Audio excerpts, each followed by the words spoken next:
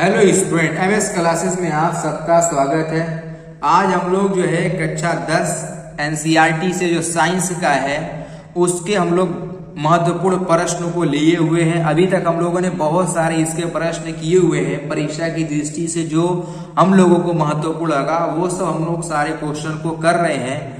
आशा करते हैं कि आप लोग इसी तरीके से इस पर भी धैर्य बना करके रखते हुए सारे क्वेश्चन को आप लोग हल करने का प्रयास करेंगे। तो चलिए क्वेश्चन देखते हैं। हमारा क्वेश्चन क्या है? पहला क्वेश्चन कि विभवांतर का एसआई मात्रक देख लीजिएगा, सब पर लिखा हुआ है कौन कब पूछा है, और जिस पर नहीं लिखा वो भी प्रश्न पूछा है और महत्वपूर्ण है तभी लिया गया है आप लोगों के लिए। तो यहाँ पर देखिए हमारा पहला क्वेश्चन है कि विभवांतर का एसआई मात्रक है। तो विभवांतर का एसआई मात्रक क्या होता है? ओम ओम नहीं होता है, कुलाम तो आवेश का मात्रक होता है। वोल्ट यही हमारा एसआई मात्रक होता है। विभवांतर का एसआई मात्रक क्या होता है? हमारा वोल्ट होता है। आप लोग को केवल विभवांतर का ही नहीं, अगर विभव का भी पूछेगा तब भी उसका आंसर यही वाला होगा, वोल्ट वाला होगा। इस पर ध्यान रखिएगा, ठीक है। आइए अगला प्रश्न देखिए, लिखा है कि विशिष्ट प्रतिरोध का एसआई मात्रक।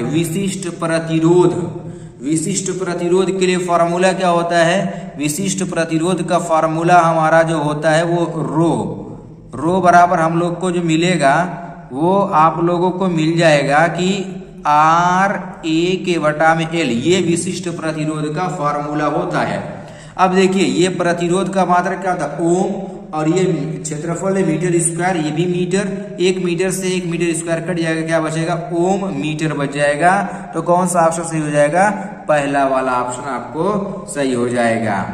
अब देखिए अगला प्रश्न क्या कह रहा है कि विभवांतर मापने वाले यंत्र को कहते हैं, यानी विभवांतर जिससे मापा जाता है उस यंत्र को क्या कहा जाता है? तो हम लोग जानते हैं कि उस सीधा हिसाब है कि विभवांतर नापने वाले यंत्र को जो है वोल्ट मीटर कहते हैं। तो इसका बी वाला ऑप्शन आपका राइट हो जाएगा। इसी तरीके से जो हमारा अगला प्रश्न है वो कह रहा है कि शक्ति का एसआई मात्रक।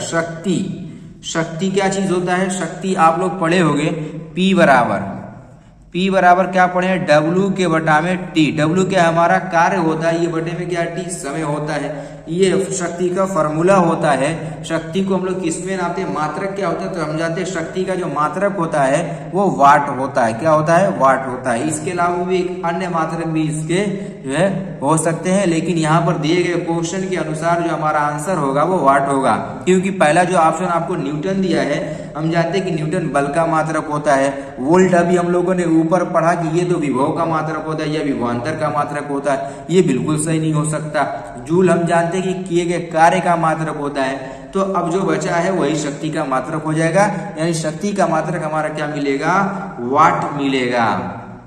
अगला प्रश्न देखिएगा, लिखा है कि आवेश प्रवाह के समय की दर को क्या कहते हैं? यानी आवेश प्रवाह के जो समय दर होती है उसको क्या कहा जाता है? तो हम लोग जानते हैं कि विद्युत धारा।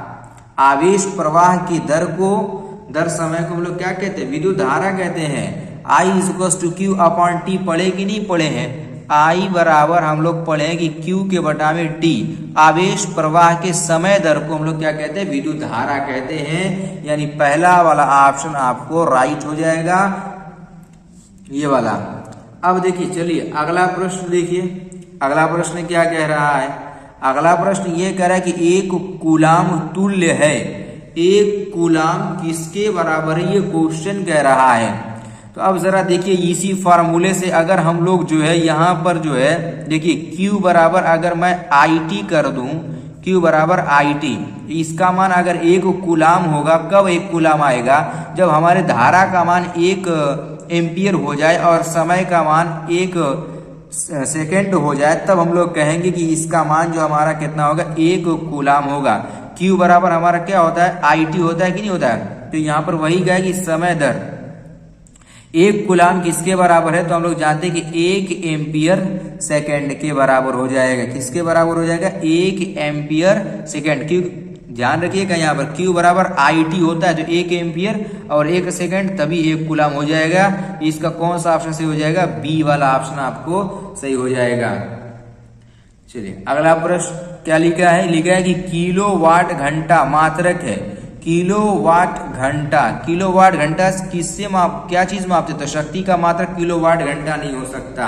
धारा का तो अभी हम लोग जानते हैं कि एम्पियर होता है। तो जो विद्युत ऊर्जा है, जो हमारा किलोवाट मात्रक होता है, विद्युत यूनिट का मात्रक होता है। इसी से जो हम लोग विद्युत ऊर्जा को नापते हैं, जो घरों में हम लोग के सप्लाई वगैरह आती है उसको किलोवाट घंटा में नापते हैं या यूनिट में लिखा रहता है, दोनों एक ही चीज होती है। अब देखिए अगला प्रश्न हमारा क्या कह रहा है। अगला प्रश्न ये कह रहा है कि एक विद्युत यूनिट बराबर है, एक विद्युत यूनिट किसके बराबर होती है, ये चीज क्वेश्चन में पूछा है। तो एक विद्युत यूनिट जो होती है वो 1 किलोवाट घंटा के बराबर होती है। ये याद रखिएगा हमेशा, 1 किलोवाट घंटा, एक यूनिट कितना होता है, 1 किलोवाट घंटा के बराबर होता है। देखिए अगला प्रश्न क्या कह रहा है कि 1 किलोवाट घंटा, KWH का मतलब, K का मतलब किलो, W का मतलब वाट, H का मतलब घंटा।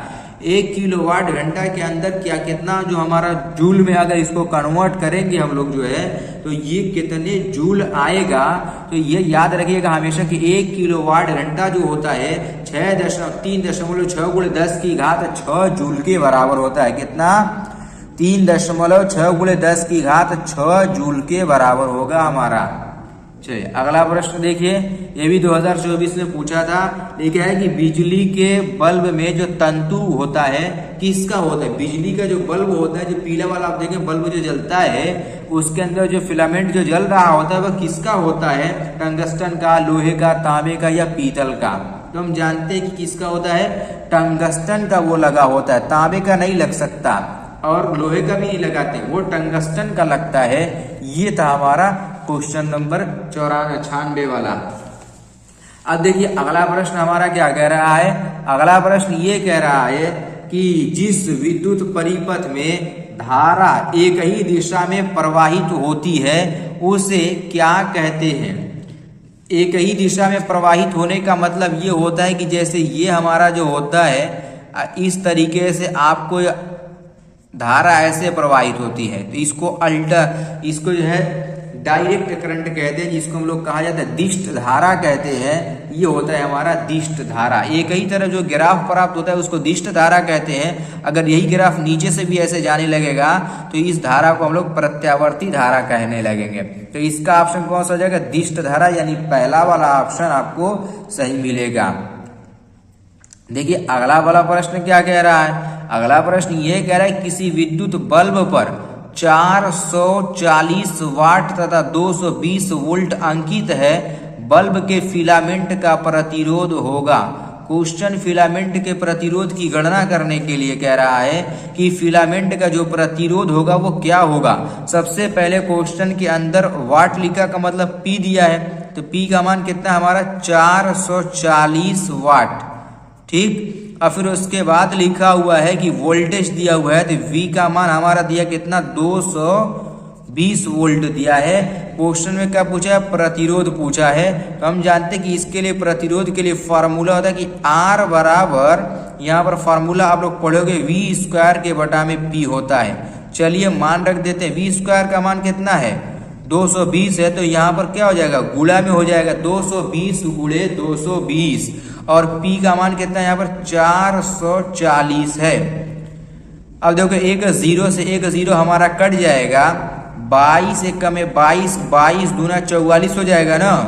फिर देखो 2 एक में 2, 2 एक में 2, 2 एक में 2, फिर यहाँ पर 0 कितना आ गया 110 ओम आ गया। अब देखो कहीं ऑप्शन में हमारे 110 ओम लिखा है, तो हम लोग ये देख रहे हैं कि जो इसका डी वाला ऑप्शन है इस पर 110 ओम हमारे दिया हुआ है। इस तरीके से ये वाला सही हो गया। अब अगला प्रश्न क्या कह रहा है कि वोल्टमीटर को समांतर क्रम में क्यों जोड़ते हैं। तो वोल्टमीटर को समांतर क्रम में क्यों जोड़ते हैं, अधिक प्रतिरोध प्राप्त करने के लिए या कम प्रतिरोध प्राप्त करने के लिए या अधिक जो है ऊर्जा प्राप्त करने के लिए, कम ताप प्राप्त करने के लिए। क्वेश्चन कह रहा है कि क्यों इसको जोड़ा जाता है। तो हम लोग जानते हैं कि इसको जो है अधिक प्रतिरोध प्राप्त करने के लिए जो है वोल्टमीटर को समांतर क्रम में जोड़ दिया जाता है। किस क्रम में जोड़ते हैं, समांतर क्रम में। क्यों, अधिक प्रतिरोध प्राप्त अधिक जो है प्रतिरोध प्राप्त करने के लिए। ठीक है, चलिए अगला प्रश्न देखिएगा। लिखा है कि जिस विद्युत परिपथ में धारा दोनों दिशाओं में प्रवाहित होती है उसे क्या कहते हैं। अभी देखिए मैं यहाँ पर बता रहा था कि एक ही दिशा में यदि अगर प्रवाहित होगी तो उसे दिष्ट धारा कहेंगे। यही ग्राफ फिर जब दोबारा नीचे से आने लगेगा, ऐसे जाने लगेगा, ये नीचे से भी और ऊपर से भी, तो अब जो धारा होगी इसको प्रत्यावर्ती धारा कहते हैं। यानी इसका कौन सा ऑप्शन सही हो जाएगा, 20 वाला ऑप्शन सही हो जाएगा। देखिए अब जो है हम लोग 100 क्वेश्चन को पार कर चुके हैं लगभग। आज हम लोग 100 क्वेश्चन से ज्यादा ही कर लेंगे। अब देखिए अगला प्रश्न क्या कह रहा है, किसी पदार्थ में आवेश का प्रवाह आसानी से हो सकता है। किसी पदार्थ में यदि अगर आवेश का प्रवाह आसानी से होगा तो वो सुचालक होगा या कुचालक होगा, अचालक होगा, इनमें से कोई नहीं।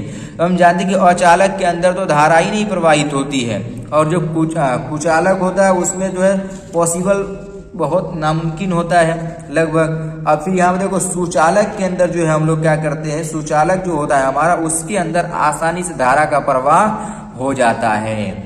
अब देखिए अगला प्रश्न क्या कह रहा है, अगला प्रश्न ये कह रहा है कि जिस पदार्थ में आवेशों का प्रवाह आसानी से नहीं होता है उसे क्या कहते हैं। यानी जो पदार्थ के अंदर आवेश का प्रवाह नहीं होगा उसे क्या कहेंगे, सुचालक नहीं कह सकते। सुचालक में हम लोग धारा का प्रवाह आसानी से करा सकते हैं। अतिचालक इससे भी सुगमता पूर्वक हम लोग करा सकते हैं। यानी इसका ऑप्शन क्या हो जाएगा, कुचालक। इसके अंदर धारा का प्रवाह आसानी से कराना बहुत ही मुश्किल काम होता है। अब देखिए प्रश्न संख्या अगला प्रश्न हमारा क्या है, लिखा है कि जिस पदार्थ में विद्युत धारा प्रवाहित नहीं होती उसे क्या कहते हैं। यानी अगर किसी पदार्थ के अंदर विद्युत धारा प्रवाहित ही न हो तब ऐसे पदार्थ को क्या कहा जाएगा। तो हम विद्युत रोधी, सुचालक या दोनों, तो दोनों तो हो नहीं सकता, केवल ऐसा बताना है जिसमें धारा का प्रवाह नहीं हो सकता है उसको बताना है हम लोग को। हम लोग जानते हैं कि जो विद्युत रोधी होता है इसके अंदर धारा का प्रवाह नहीं होता है। अब देखिए ये वाला जो अगला प्रश्न है आज का कहा जाए कि ये लास्ट प्रश्न है। अभी इसके आगे हम लोग और क्वेश्चन करेंगे अगले लेक्चर में। देखिए लिखा है निम्न में कौन विद्युत का सबसे अच्छा चालक है। सबसे अच्छा चालक तांबा है, सोना है, चांदी है, एल्यूमिनियम है। देखिए सोना तो सबसे महंगा है लेकिन सोना को सबसे अच्छा चालक नहीं माना जाता, होता भी नहीं है तो चालक कैसे मानेंगे। तो यहाँ पर जो चांदी होता है सबसे बेस्ट कंडक्टर होता है, यानी सबसे अच्छा जो चालक होता है वो हमारा चांदी होता है। चांदी से अच्छा कोई चालक नहीं होता है। यानी चांदी के तार के प्रयोग करेंगे इसकी प्रतिरोधकता वगैरह सबसे कम हुआ करती है। तो ये हमारा आज का इतना क्वेश्चन हम लोग किए हुए हैं। उम्मीद है कि सारा प्रश्न आप लोग बढ़िया तरीके से कर लिए होंगे।